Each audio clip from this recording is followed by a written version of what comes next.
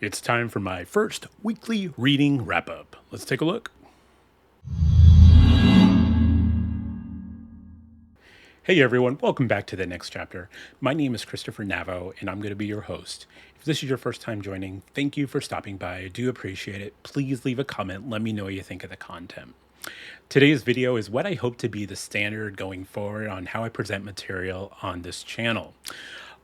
These are going to be weekly recaps from here on out, I think. They're going to take the place of my monthly TBRs, my monthly reviews and recaps. I'm going to focus just currently on 1 week at a time, what I've read for the last week, what I'm currently reading, and what is my next planned book for the upcoming week. This is going to be other forms of media, TV, movies, video games, any sort of thing that would fall under our wonderful world of fantasy and science fiction that we all are here to enjoy. I think this will help keep my content very current, very fresh, and each video will be a unique experience, I hope for me and as well as I hope for you guys. So let's get started. All she knew was the blinding pain racing through her body. It owned her, twisting her into some broken thing. She was dying. Trapped in a suffocating haze of agony, she realized with insane clarity that she wanted to die. So let's start off with the books that I have read for the week. First off, we have Phased by Victoria Tecken. If this name sounds familiar to you, it is Tori from the channel Tori Talks, a prominent booktuber here in our booktube community. If you haven't already, please check out her channel. It's linked below. Getting to know Tori a little bit on a personal level, just from her interactions watching her videos and her interactions with fellow booktubers and other authors, as well as her own Discord channel where she talks about her books. It definitely shows her passion and love and commitment to the work that she puts into her craft. Reflects well in her books. Now, I will admit, it was a book that probably I wouldn't have been a little bit hesitant on reading because I'm not really gravitate to young adult fantasy fiction, which I do think this book was initially intended for. Yeah, I'm definitely glad I did read this because it just opened my eyes to possible other young adult fiction out there that I might still connect with, despite the fact that, you know, this book is primarily about werewolves and young POVs and in a school setting. So those are, you know, themes that I don't normally would definitely dive into, but I'm happy to be proven wrong because there is a lot of adult material in this book, and it's presented in our world, it's presented in the characters and the themes. So talking about characters here, we are primarily following two main protagonists. They are sisters called True Bloods, so they are werewolves. We have Val, the oldest sister, and Lila, her younger sister. There is a caste system to the werewolves, being Alpha, Beta, Gamma, and then Omega. Val is an Alpha and Lila is a Beta. So, and each of these levels of werewolf have their own abilities, their own kind of powers, over, especially over the lower castes of werewolves, as well as, of course, humans. So, the one thing that is prevalent throughout this book and its themes with these two girls is what they have gone through throughout their past, throughout their childhood. And the big theme here is definitely that mental health and how you handle childhood trauma. And what I appreciate what Tori did here was she doesn't let off on these themes. This is carried throughout the whole book. This is not something that eventually gets brushed under the rug. It impacts every decision they make, every interaction they have with somebody, and even conflicts within themselves. It just shows over and over again. And I'm happy that, it's not something that is something you easily get over. in dealing with mental illness. And yeah, it's definitely prominent throughout the book. I mean, because these girls, they are subject to a lab experiences on suppressing their ability to what is called phased, hence the title of the book, which is their process into turning into their werewolf forms. This is so they can mingle with society, even with their own kind, who are also have to, suppress their phased abilities. And this is a struggle for both girls throughout the book. Both girls have a very prominent, distinct voice. Like, I know when it's Lila's point of view as compared to Val's, because each approach conflicts and each approach the same thing that's happening to them in a different way. The girls have conflicts with each other sometimes, as siblings do, but we don't. They come to terms with it as just who they are, and that's appreciative. I get tired of the antagonist sibling with each other, and there's times where there's a rivalry and there's jealousy, but in the end, what wins out is the bond between the two sisters. And again, a very mature way of handling otherwise young characters, and that was just refreshing to me, because we don't even get that half the time in adult fantasy. As to the world building, and I mentioned this on her Discord channel, and I don't know if this was intentional or not, but regardless if it is, I think it was handled really well. We don't get a lot of world, but I think that's almost on purpose. We are feeling the confines the girls feel, because all in all, the girls are wanting their freedom. They're wanting the ability to be who they are, to escape their confines of this tragic childhood upbringing of being, tested lab rats, and now being monitorized in this school setting, and their powers being are suppressed. And it all comes through here in this world where everything feels like a cage. You have the laboratory, the school. They even actually visit a zoo for a field trip. All of these places are cemented as a theme of being locked in a cage, and just a big impact on how this book ends as well too. Such strong themes, and this is a show on my ignorance of how a book might come off initially as a young adult, but boy, man, this is some heavy adult themes here, and a great story all in all. So I'm really excited to continue with this series when she does. She's actually starting another brand new fantasy epic series. The first book called The Bloodstones. I have a picture of the cover art here for you. So I'm excited for that, and I think that's coming out at the end of this year, if I'm not mistaken. She can correct me if she wants to. But yeah, I'm definitely wanting to dive more into her writing and looking forward to what she has for us in the future here. He spun in his little jig, and some of the murky brown water splashed upon his face. The smell made his eyes roll, and he let his tongue flap out of his mouth. He could taste the smell. So rich, so flavorsome, so many secrets. The second book I read for the week was Prince of the Wasteland. This is book 1 of the Thrice Dead series by Joseph Sell. Lots to unpack in this book, and this book was only 167 pages long. This book is sort of like a hybrid of fantasy, sci-fi, and even some horror elements definitely sprinkled in this book. It's a post-apocalyptic world. It's set in New York City after a huge nuclear event that really pretty much wiped out the most of the human race. What is left is just trying to scramble by, survive as best as they can. The ruler, sort of like the ruler of at least New York City anyway, is a man named Michael. He leads a group of apostles that are essentially responsible for the obliteration of the world. Michael and these apostles each have the ability that they call touched. And to best describe this book, all in all, I think it was like the Stand meets the X-Men.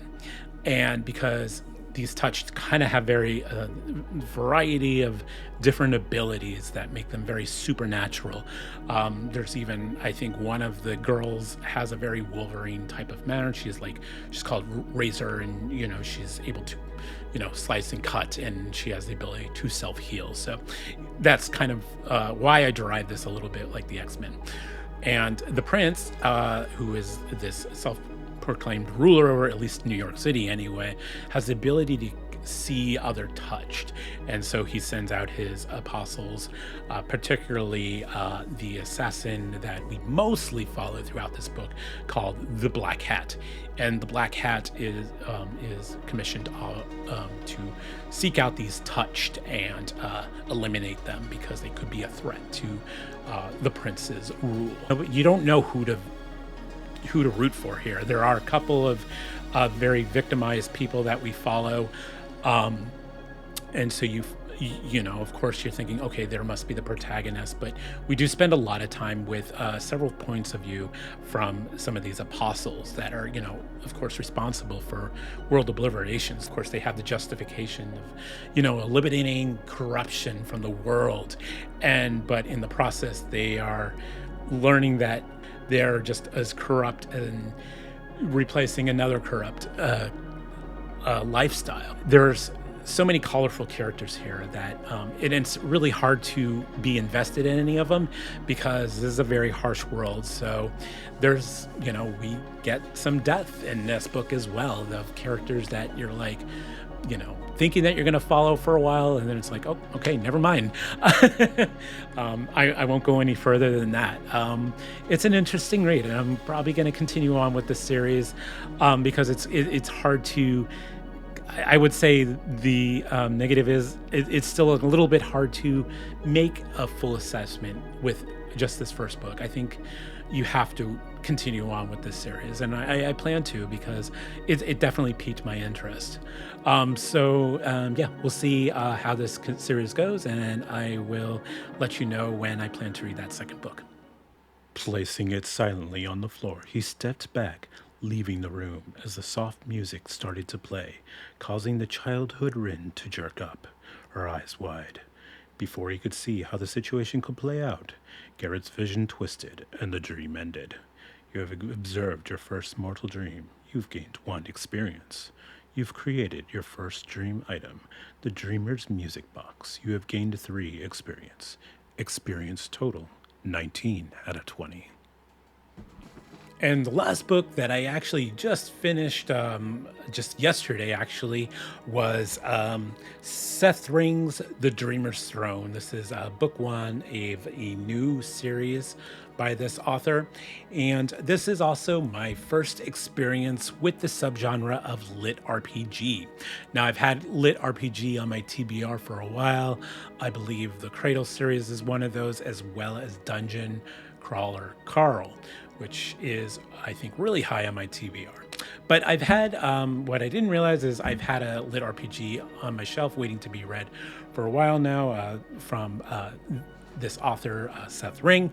And so I thought, well, here's a good chance to have that opportunity. The story looks very dark. It's fitting the seasonal October read mood. So I thought, what the heck? There is a lot of theme in this book about dealing with death and like enclosure kind of, and just feeling that isolation. In this book, we follow a man named Garrett. He is taken from our world into this fantasy-esque world where he's being taken care of by this woman, and he's essentially become sort of like using his earth skills as being an accountant for this innkeeper in order to earn his keep. He is confined to a wheelchair, and he is disabled. So for him to comprehend where he is and his surroundings, and to survive, he utilizes a system to provide his strength. And this is where the RPG element of this book comes into play.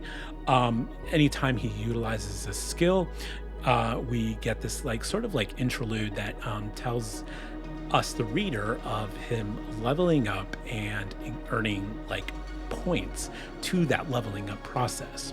So this whole lit RPG process is in presenting in a book is just very new to me. Now I'm a big lover and an active player of D&D and Pathfinder. I am actively in like several games going on right now that are intermittently I play mostly on Sundays. I knew I would have an appreciation a bit for this type of literature and a little bit of understanding.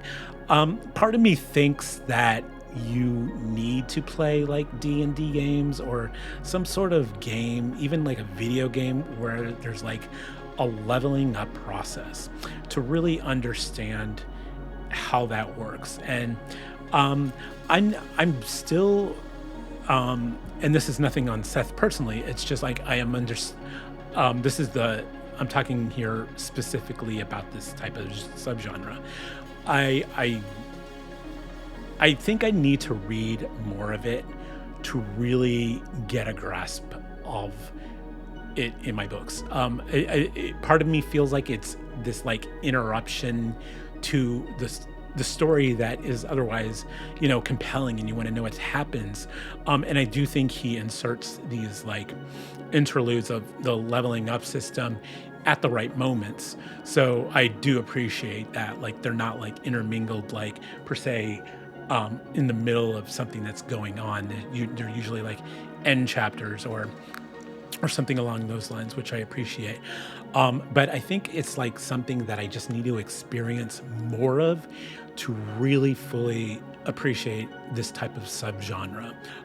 But the story itself was compelling. It's just grasping how the RPG elements work. And yeah, I will continue on with this series. But in the meantime, I will definitely pick up some of these other series to see if this lit RPG is something that is for me. I would imagine it would be. Like I said, big D&D player, big video game player. So these elements are right in my wheelhouse. We'll see. So as to what I'm currently reading, well, as of this recording, I am between two books. I had just finished The Dreamer's Throne by Seth Ring. So let's go right into what I'm planning to read next. And this will probably be my last read for the month of October. And that is going to go to Curse of the Fallen by H.C. Newell. Now, this is the first book in the Fallen Light series. This was another SPFBO9 contest contender like Victoria Tekken's book Phased. So I'm glad to continue to work my way through those books that I've been wanting to read. The author also graciously reached out and sent me not only her first book here, but also the Forbidden Realms and the Shadows of Nindira, which is her latest release. So I appreciate that, and I definitely wanted to get into starting this series because I've heard wonderful things about it. So a little bit about this book. Magic is the purest form of darkness, and those born of its power must be purged. Born of magic, Norana is labeled a demon, and the cost of such treason is her life. Forced into hiding by the Order of Sorrow, she seeks to disenchant a curse that keeps her just within their grasp. After years of searching, she finds her redemption lies within the formidable caves of Namashel, where ancient magic and formidable monsters lie in wait. Through perilous trials, enemy territory, and finding trust in those she taught to despise, Norana soon learns that the journey to releasing such deadly magic may prove more fatal than the Order itself. But for Norana, this is more than just a quest for survival. It's a promise of revenge. So that's it for this weekly wrap up. What do you think of this new format that I have for these videos? My plan is to have these out at a consistent basis weekly, probably going to be released on Sunday, maybe sometimes Monday, because I do want to include the whole week, including Saturday. So I want to have everything together for you guys by that beginning part of the next week. So yeah, again, let me know in the comments what you think of this.